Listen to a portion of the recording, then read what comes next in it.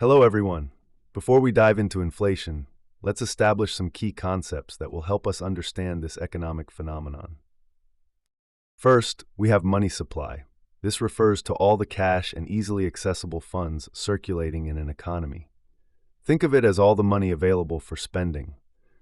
Next, goods and services. These are the tangible products and intangible offerings that we can purchase with our money.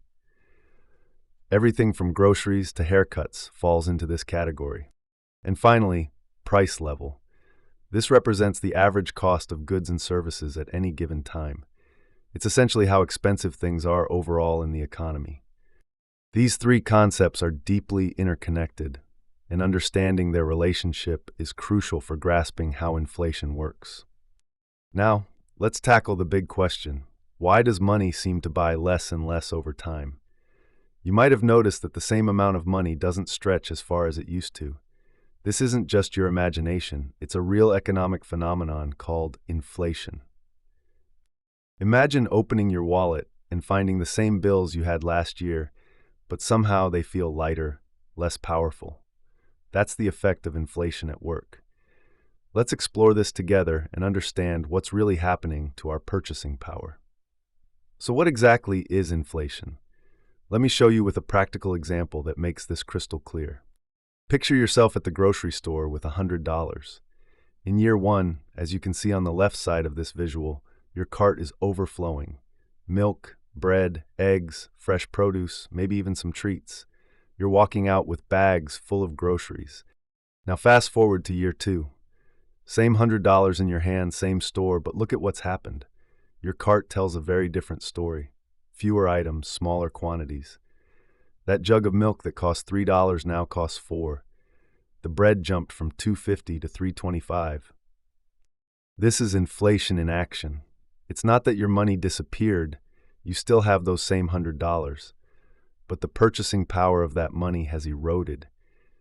Each dollar buys you less than it did before because the overall price level has risen. Think of it this way. Inflation doesn't shrink your wallet, it shrinks what your wallet can accomplish. Now, let's test your understanding with a quick question. Take a look at the screen.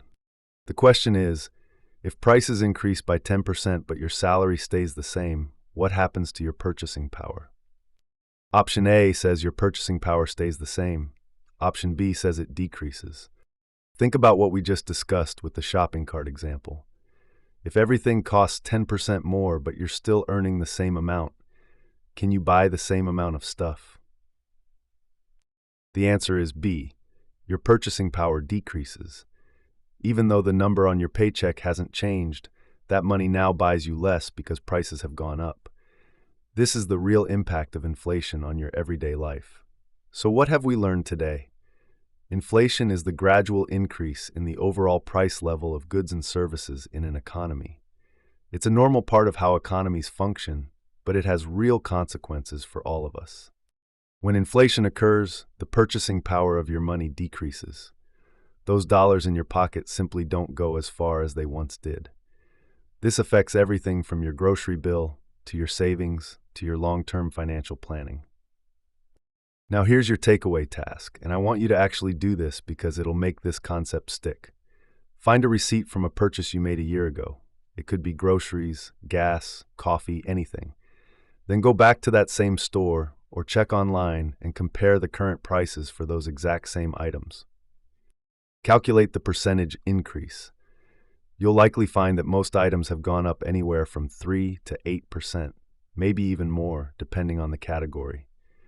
This simple exercise will give you a first-hand understanding of how inflation has impacted your own purchasing power. Understanding inflation empowers you to make better financial decisions. Thanks for learning with me today.